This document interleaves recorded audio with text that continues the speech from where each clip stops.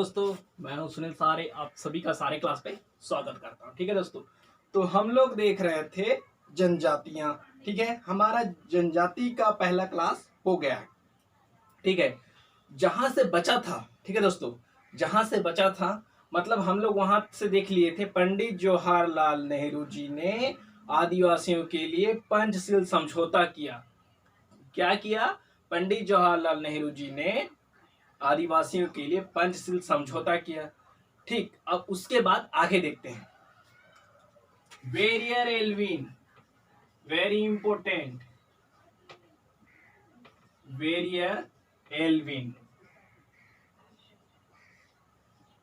ठीक है दोस्तों, वेरियर एल्विन ने जनजातियों के लिए राष्ट्रीय पार्क की मांग की। क्या की? ठीक है दोस्तों, वेरियर एल्विन ने, ठीक है दोस्तों, जनजातियों के लिए राष्ट्रीय पार्क की मांग की। किसने की? वेरियर एल्विन ने।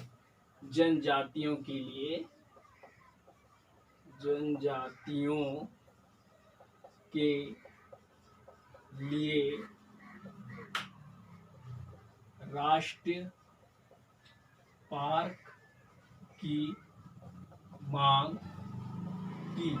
वेरी इंपोर्टेंट है, क्वेश्चन में भी पूछा जाता है कि जनजातियों के लिए राष्ट्रीय पार्क की मांग किसने की। तो ऑप्शन में बहुत सारे रहेंगे, वेरियर एल्विन भी रहेगा, तो आपको वेरियर एल्विन ही लेना है। ठीक है दोस्तों। ठीक, अब आगे बढ़ते हैं। आदिवासियों के लिए, आदिवासी, ठीक है दोस्तों, आदिवासी सेवक संघ की स्थापना। आदिवासी सेवक संघ की स्थापना, आदिवासी सेवक संघ की स्थापना राजेंद्र प्रसाद, ठीक है दोस्तों, राजेंद्र प्रसाद व ठक्कर बाबा, ठीक है दोस्तों, राजेंद्र प्रसाद व ठक्कर बाबा ने सन 1948 में की। ठीक है दोस्तों, राजेंद्र प्रसाद, राजेंद्र प्रसाद एंड ठक्कर बाबा। ठक्कर बाबा कौन है? आदिवासियों के मसीहा ठक्कर बाबा। ठक्कर बाबा ने 1948 में स्थापना की। आदिवासियों सेवक संघ की स्थापना किसने की? राजेंद्र प्रसाद एवं ठक्कर बाबा ने। ठीक है दोस्तों, यहां तक का हो गए। अब हम लोग देखते हैं स्वतंत्रता। आपको मालूम ही होगा कि हमारे छत्तीसगढ़ से बहुत से ऐसे वीर थे जिन्होंने आजादी के लिए अपना सब कुछ न्यौछावर कर दिया। हमारा छत्तीसगढ़ स्वतंत्रता में क्या योगदान है? ठीक है, हमारा छत्तीसगढ़ स्वतंत्रता संग्राम में क्या योगदान है, ये आज हम लोग देखते हैं, जहां से जनजातीय आंदोलन है। ठीक है दोस्तों, तो हमारा अगला टॉपिक है छत्तीस स्वतंत्रता के बाद जनजाति। वेरी इंपॉर्टेंट है दोस्तों, याद रखिएगा। स्वतंत्रता के बाद, स्वतंत्रता के बाद जनजाति आंदोलन, जनजाति आंदोलन, आंदोलन, स्वतंत्रता के बाद जनजाति आंदोलन, ये हमारा मुख्य टॉपिक है आज का। ठीक है दोस्तों, स्वतंत्रता के बाद जनजाति आंदोलन। अब उसमें हम लोग ये देखेंगे उत्तर छत्तीसगढ़ का आंदोलन, ठीक है दोस्तों, दक्षिण छत्तीसगढ़ का आंदोलन, मध्य छत्तीसगढ़ का आंदोलन। इस प्रकार से हम छत्तीसगढ़ का आंदोलन देखेंगे। तो चीज को हम ऊपर लिखते हैं जिससे आप लोग को आसानी हो जाए। स्वतंत्रता के बाद, स्वतंत्रता के बाद जनजाति आंदोलन, जनजाति आंदोलन, याद रखिएगा, वेरी इंपॉर्टेंट फैक्ट है। तो आइए सबसे पहले हम लोग एक नक्शा बनाते हैं। ठीक है, छत्तीसगढ़ का नक्शा बनाते हैं, ध्यान दीजिएगा। रफ बना रहा हूं जिससे हमें समझने में आसानी होगी। ये ठीक है, इतना हो गया दोस्तों।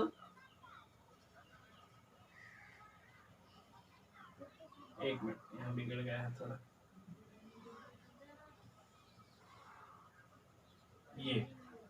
ठीक है दोस्तों, ये हमारा छत्तीसगढ़ है, मैंने अपने हिसाब से बनाया है, आप एक बार अपने हिसाब से देख लें। ठीक है दोस्तों, ये हो गया, ये हो गया दक्षिण छत्तीसगढ़, मध्य छत्तीसगढ़, उत्तर छत्तीसगढ़। ठीक है दोस्तों, तो हम लोग पहले देखेंगे उत्तर छत्तीसगढ़ आंदोलन। उत्तर छत्तीसगढ़ आंदोलन, उत्तर छत्तीसगढ़ का आंदोलन देखते हैं। वेरी इंपॉर्टेंट है, उत्तर छत्तीसगढ़ का आंदोलन कब हुआ था? तो उत्तर छत्तीसगढ़ का आंदोलन 1950 में हुआ था। कब हुआ था दोस्तों? 1950 में हुआ था। ठीक है, छत्तीसगढ़ का आंदोलन 1950 में हुआ था। कारण क्यों हुआ था वो भी जानना इंपॉर्टेंट है। कारण तो आप हमेशा याद रखिएगा, अलग आदिवासी राज्य की मांग की उत्तर छत्तीसगढ़ के लोग। ठीक, उत्तर छत्तीसगढ़ का आंदोलन 1950 में हुआ था, तो उन्होंने अलग आदिवासी राज्य की मांग की। अब देखो, अब हमारा टूट रहा है ना, ध्यान दीजिएगा। उत्तर छत्तीसगढ़ के लोग, उत्तर छत्तीसगढ़ आंदोलन जो हुआ 1950 में, तो कारण किस कारण हुआ? तो उन्होंने, ठीक है, अलग आदिवासी राज्य की मांग की। कारण अलग आदिवासी राज्य की मांग की। ठीक है दोस्तों, अलग आदिवासी राज्य की मांग की। ठीक है, सबसे वेरी इंपॉर्टेंट, यहां तक हम लोग पहुंच गए। ठीक है दोस्तों, उसके बाद एक आंदोलन फिर हुआ। ठीक है दोस्तों, शराबखोरी और जुआ, शराबखोरी और जुआ के विरोध में आंदोलन हुआ। कब हुआ दोस्तों? एक कांड तो ये था, दूसरा था शराबखोरी, शराबखोरी एवं जुआ के विरोध में आंदोलन। ठीक है दोस्तों, सेकंड आंदोलन जो हुआ, शराबखोरी जुआ के विरोध में आंदोलन होता है। ठीक है, अब हम लोग इसमें देखेंगे, आंदोलन तो हुआ, अब इसके नेतृत्व किसने क्या भूमिका निभाई, ये वेरी इंपॉर्टेंट है। तो हम लोग देखेंगे दोस्तों नेतृत्व, नेतृत्व याद रखिएगा। नेतृत्व में हम देखते हैं राजमोहिनी देवी। ठीक है दोस्तों, राजमोहिनी देवी, इसका नेतृत्व किया। किसने किया? राजमोहिनी देवी, याद रखिएगा, वेरी इंपॉर्टेंट है, राजमोहिनी देवी। नेतृत्व करता राजमोहिनी देवी, किसका? 1950 उत्तर छत्तीसगढ़ आंदोलन। कारण अलग आदिवासी राज्य की मांग। दूसरा शराबखोरी जुआ के विरोध में आंदोलन। वेरी इंपॉर्टेंट है, इस प्रकार हम देख लेते हैं, इसलिए मैंने छत्तीसगढ़ का नक्शा बना के आपको दिखा। ठीक है, इनके नाम पर, ठीक है दोस्तों, राजमोहिनी देवी के नाम पर, इनके नाम पर सरगुजा, ठीक है, इनके नाम पर सरगुजा विश्वविद्यालय, राजमोहिनी देवी विश्वविद्यालय रखा गया था। ठीक है दोस्तों, इसके नाम पर सरगुजा विश्वविद्यालय, राजमोहिनी विश्वविद्यालय रखा गया था। राजमोहिनी के नाम पर, याद रखिएगा, इसके नाम पर, इसके नाम पर सरगुजा विश्वविद्यालय जो था है, सरगुजा विश्वविद्यालय, विश्वविद्यालय को राजमोहिनी देवी विश्वविद्यालय, राजमोहिनी देवी विश्वविद्यालय रखा गया था। ठीक है दोस्तों, इसके नाम पर सरगुजा विश्वविद्यालय को राजमोहिनी देवी विश्वविद्यालय नाम से रखा गया था। किसके नाम पर? राजमोहिनी देवी के नाम पर। कौन थी नेतृत्वकर्ता? कब की? 1950 उत्तर छत्तीसगढ़ आंदोलन की। ठीक है, वर्तमान में, अब ये भी रखा गया था, यहां तक देखिए, वर्तमान में इसका नाम गहिरा गुरु विश्वविद्यालय है। वर्तमान में क्या नाम है दोस्तों सरगुजा विश्वविद्यालय का? गहिरा गुरु। वर्तमान में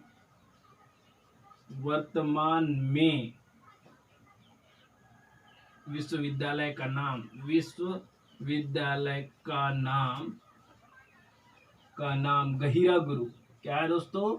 गहिरा गुरु विश्वविद्यालय है। याद रखिएगा, फैक्ट है, फैक्ट डेटा ही मैं आपको बता रहा हूं। अब देखते हैं दक्षिण छत्तीसगढ़ का आंदोलन। उत्तर का हो गया, याद रखने के लिए इतने डेटा पर्याप्त है आपके लिए एग्जाम की दृष्टि से। अब देखते हैं उत्तर छत्तीसगढ़ आंदोलन हो गया। अब देखते हैं दक्षिण छत्तीसगढ़ आंदोलन। दक्षिण छत्तीसगढ़ आंदोलन उत्तर का हो गया। आप देख रहे हैं दक्षिण छत्तीसगढ़ आंदोलन कब हुआ? 1950 में उत्तर छत्तीसगढ़ आंदोलन होता है, तो दक्षिण छत्तीसगढ़ आंदोलन भी 1950 में स्टार्ट हुआ। ठीक है दोस्तों। कारण अलग गोंडवाना, वहां पे अलग आदिवासी हो गया। अब यहाँ जो आंदोलन होगा तो अलग गोंडवाना राज्य की मांग। कारण क्या था? कारण अलग गोंडवाना राज्य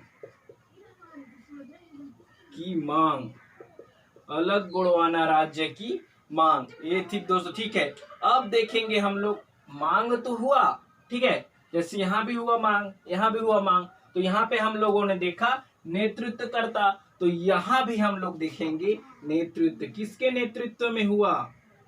नेतृत्व याद रखेगा दोस्तों, किसके नेतृत्व में हुआ? वेरी इंपॉर्टेंट है। तो प्रवीण चंद्र भंजदेव कौन थे? वेरी इंपॉर्टेंट, प्रवीण चंद्र भंजदेव। प्रवीण चंद्र भंजदेव के नेतृत्व में 1950 को दक्षिण छत्तीसगढ़ आंदोलन हुआ। कारण अलग गोंडवाना राज्य की मांग। ठीक है, इस प्रकार आप इसको एक बार अच्छी तरह से देख लो। ठीक है दोस्तों।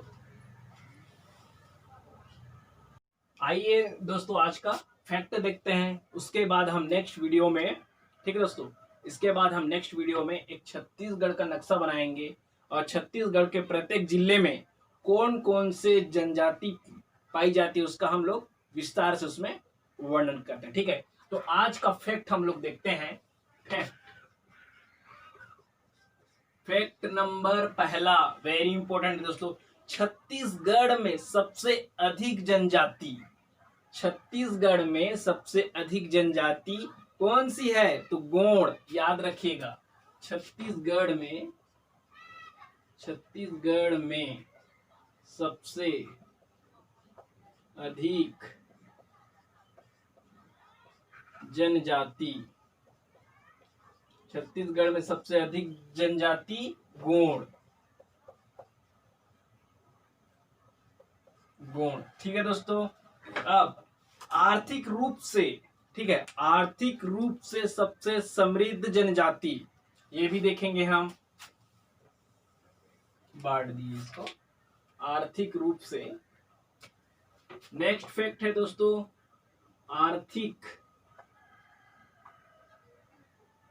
रूप से सबसे समृद्ध जनजाति, आर्थिक रूप से सबसे समृद्ध जनजाति कौन सा है बोलने से? हल्बा जनजाति है दोस्तों, याद रखिएगा। ठीक है, हल्बा जनजाति आर्थिक रूप से सबसे समृद्ध जनजाति है, हल्बा जनजाति। वेरी इंपॉर्टेंट है, फैक्ट है। ठीक है दोस्तों, नेक्स्ट फैक्ट देखते हैं हम आज का, very important.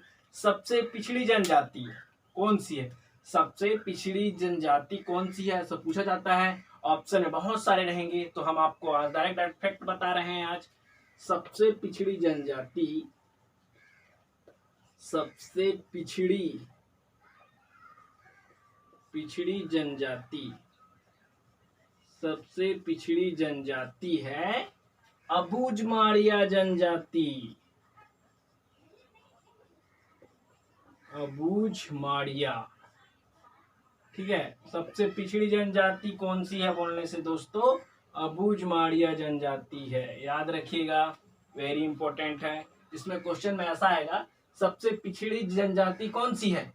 Option A Halba, option B Abujhmadiya, option B Gond, option D B और सी दोनों। तो आपको याद रखना है सबसे पिछड़ी जनजाति अबूझमाड़िया जनजाति है। ठीक है दोस्तों। सबसे शिक्षित जनजाति, ठीक है दोस्तों, नेक्स्ट फैक्ट है सबसे शिक्षित जनजाति। सबसे शिक्षित जनजाति कौन सी है बोलने से दोस्तों, उराव, याद रखना। ठीक है, सबसे शिक्षित जनजाति कौन सी है, उराव। वन लाइनर फैक्ट है इसलिए मैं आपको सीधा सीधा बता रहा हूं। ठीक है दोस्तों। सर्वाधिक धनमांत्रित जनजाति, सर्वाधिक धनमांत्रित जनजाति कौन सी है बोलने से, उराव। सर्वाधिक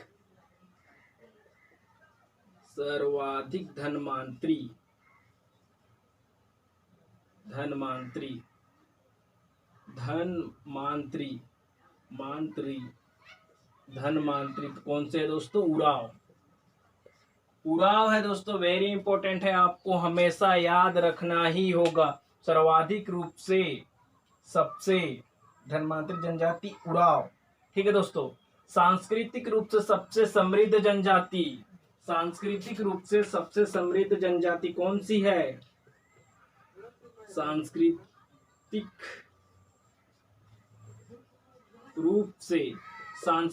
रूप से सबसे समृद्ध जनजाति, सांस्कृतिक रूप से सबसे समृद्ध जनजाति है मुड़िया, याद रखना। ठीक है, सांस्कृतिक रूप से सबसे समृद्ध जनजाति, तो ये है हमारा मुड़िया जनजाति, याद रखना दोस्तों, मुड़िया। वेरी इंपॉर्टेंट है, फैक्ट है, आपको याद रखना ही होगा। किसी भी प्रकार का क्वेश्चन आता है उसमें हमें हमेशा यही देखेंगे कि सांस्कृतिक रूप से सबसे समृद्ध जनजाति कौन सी है बोलने से मुड़िया जनजाति है सबसे सांस्कृतिक रूप से समृद्ध जनजाति। ठीक है। सांस्कृतिक रूप से विशिष्ट जनजाति, ये भी इंपॉर्टेंट है। सांस्कृतिक रूप से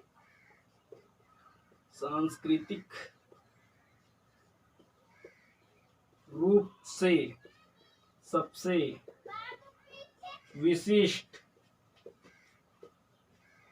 विशिष्ट जनजाति, सांस्कृतिक रूप से सबसे विशिष्ट जनजाति, तो याद रखना दोस्तों, कमार। कौन सी जनजाति है, कमार जनजाति है।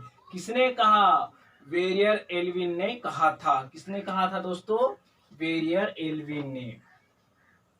वेरियर एल्विन ने कहा था। वेरियर एल्विन ने क्या कहा था, सांस्कृतिक रूप से सबसे विशिष्ट जनजाति कौन सी है, कमार। किसने कहा, वेरियर एल्विन ने कहा था। ठीक है। अब नेक्स्ट है सामाजिक रूप से उच्च जनजाति। ठीक है, वेरी इंपॉर्टेंट है, सामाजिक रूप से उच्च जनजाति देखते हैं दोस्तों। सामाजिक रूप से उच्च जनजाति, तो ये है हमारा भतरा, याद रखना दोस्तों। भतरा जनजाति जो है सामाजिक रूप से उच्च जनजाति है, याद रखेगा। क्यों, मैं आपको बता रहा हूं। भतरा जनजाति राजा अन्नमदेव, ठीक है दोस्तों, भतरा जनजाति राजा अन्नमदेव के साथ छत्तीसगढ़ आए थे। ठीक है, भतरा जनजाति राजा अन्नमदेव के साथ छत्तीसगढ़ आए थे और इनको समाज में उच्च दर्जा प्राप्त हुआ। इनको समाज में उच्च दर्जा प्राप्त हुआ। कैसे, तो हम आपको बता रहे हैं, देखना। भतरा जनजाति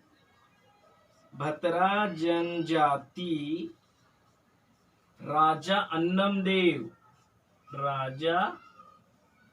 अन्नमदेव के साथ छत्तीसगढ़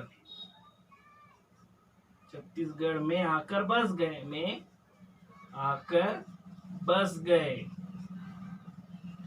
बस गए। और एवं समाज में, ठीक है दोस्तों, बस गए वह समाज में, समाज में इनको ऊंचा दर्जा प्राप्त हुआ, ऊंचा दर्जा प्राप्त हुआ। एक समय की बात है दोस्तों, जब युद्ध चल रहा था अन्नमदेव और अन्नमदेव के भाई के यहाँ, जब युद्ध स्टार्ट हो गया था तो अन्नमदेव, ठीक है, अन्नमदेव अपने राज्य को छोड़कर छत्तीसगढ़ में आकर बसे। जब अन्नमदेव, ठीक है दोस्तों, जब राजा अन्नमदेव छत्तीसगढ़ आए तो उसके साथ भतरा जनजाति भी राजा अन्नमदेव के साथ आए। राजा अन्नमदेव और भतरा जनजाति एक साथ छत्तीसगढ़ में आकर बस गए, इसलिए समाज में ऊंचा दर्जा प्राप्त हुआ। किनको? भतरा जनजाति को। इस प्रकार क्वेश्चन में आता है सामाजिक रूप से उच्च जनजाति कौन सी है? बोलने से भतरा जनजाति है। ठीक है दोस्तों, इस प्रकार आज का फैक्ट यहीं पे हम लोग समाप्त करते हैं। नेक्स्ट वीडियो में हम लेके आएंगे छत्तीसगढ़ का नक्शा प्लस एक जनजाति की क्लास कल से स्टार्ट हो जाएगी, जनजाति पढ़ना। ये हम आज सिर्फ मेन फैक्ट पढ़ रहे हैं जो एग्जाम में आने लायक है, वेरी इंपॉर्टेंट है। ठीक है दोस्तों, मैं ये चाहता हूं कि इस जनजाति की वीडियो को सारे लोग देखें, ठीक है, और अधिक से अधिक आप लोग इस वीडियो को शेयर कीजिए, वेरी इंपॉर्टेंट है। यह मत सोचना दोस्तों कि हमें शिक्षा कहाँ से मिलती है, यहाँ जानो कि हमें सामने वाला दे क्या रहा है। मैं आपको फैक्ट, डेटा, इंपॉर्टेंट फैक्ट ही आपको बता रहा हूँ। ठीक है दोस्तों, आज के लिए हम अपनी वाणी को यहीं विराम देते हैं। जय हिंद, जय भारत, जय छत्तीसगढ़।